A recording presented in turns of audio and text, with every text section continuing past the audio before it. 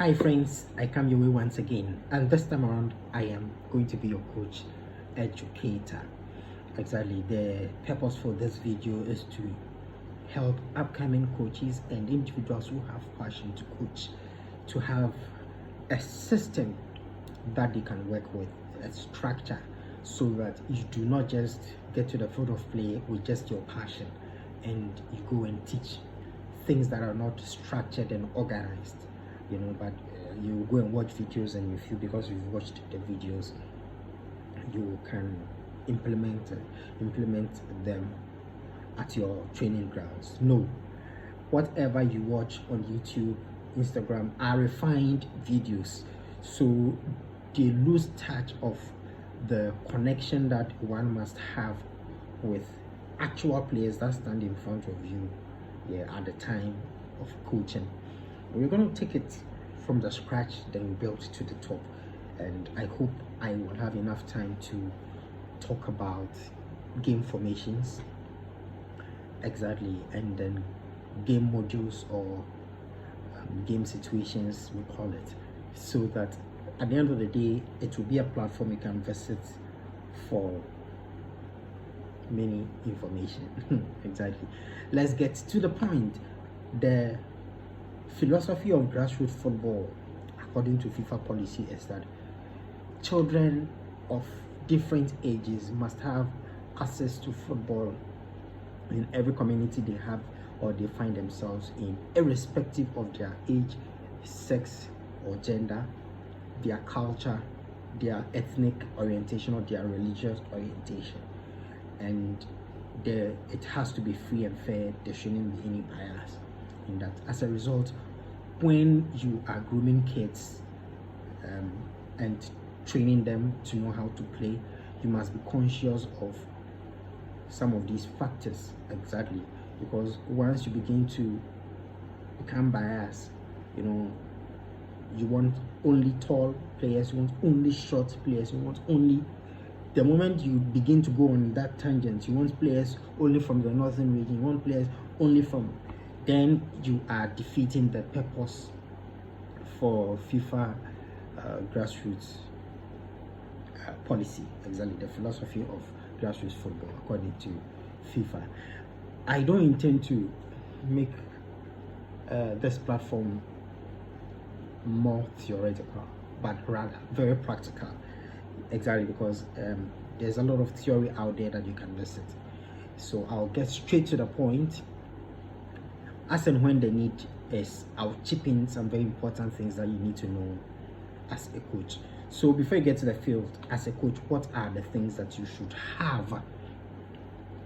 What are the things that you should have? The number one tool of a coach is not the referee, it's not the whistle, sorry, it's not his outfit, no, it's not a football, it's not anything you can think of.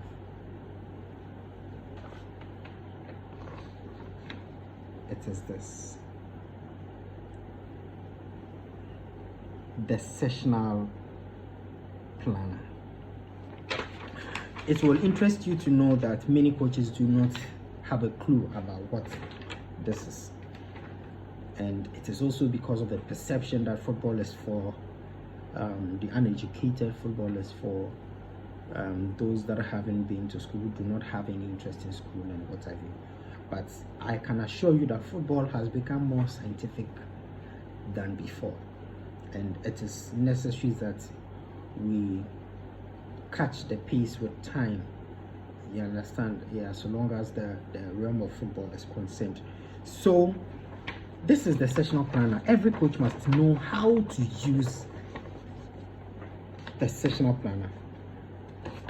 And grassroots football, that means I'm basically emphasizing on contents from license D, CAF license D, coaching course. So the sessional planner should have a name. It should have a name. It should have the club you are attached to.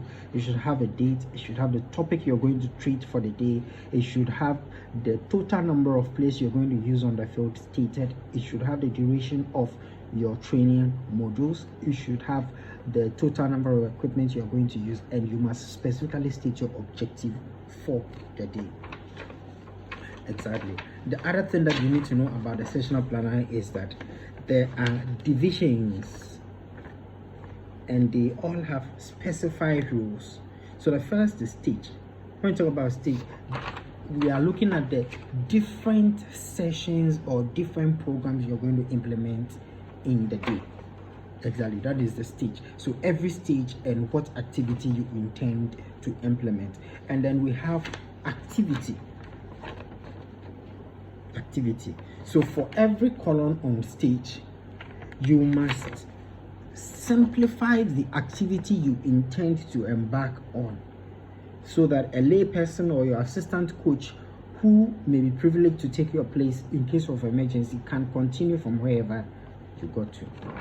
Then time, you must allocate a definite time for use so that they do not train unnecessarily for longer hours. Exactly. Then the other thing is coaching points. A coach is not a commentator. A coach is not a commentator. Neither is a coach a teacher. Yeah, you're a coach educator. That means you impart knowledge and skill, but it has to be targeted at play. So too much talking on the field of play demoralize the kids or the players from continuing the play. Exactly.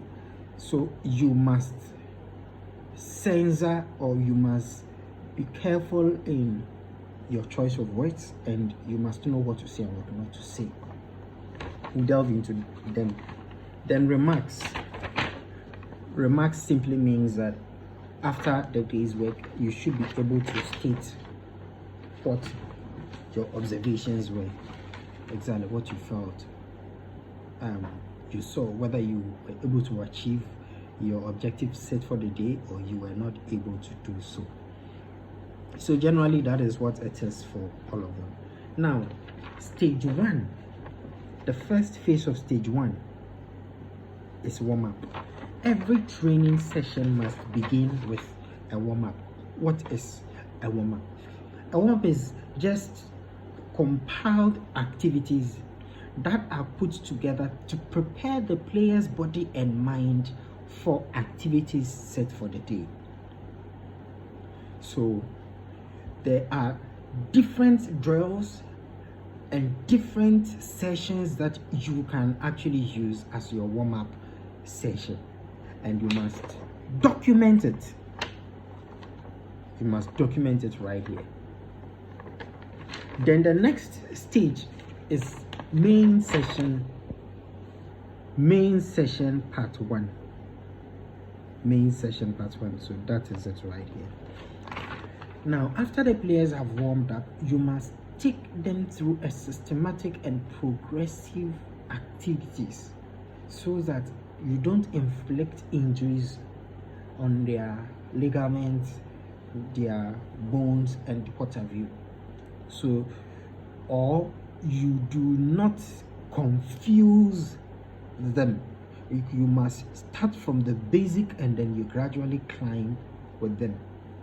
Exactly. So there are game modules that we are going to go through to help you understand how to start. Exactly. They have finished their warm-up. What are you going to teach them for a start? That is the main part one. Exactly, the main session part one. Then we have the main session part two. Main session part two is an upgrade of the session that you did in part one. So you are only emphasizing, but in an advanced form, what you taught in main part one.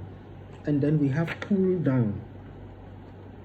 So basically, cool down simply means you've taken them through all the drills, they've done all that they needed to do, and you want to end the training session.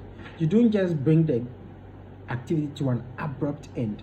No, you must take them through activities that helps their mind and their body to adjust to ending of the training sessions. Exactly. Once you are able to do that, we call that session cooling down. Cooling down. In that instance, the person descends gradually at a point where he has acquired some knowledge and skill, and he doesn't forget, or he doesn't ends it unexpectedly. Exactly. So basically these are the things that we are going to look at. Then you would know what equipment the coach is to use when we start tackling each of them as stated here. So I wouldn't go much with this particular video. I promise to come back to you, and we'll take each stage at a time, from warm-up to main part 1 to main part 2 to cooling down. And I hope you find this very resourceful. Thank you.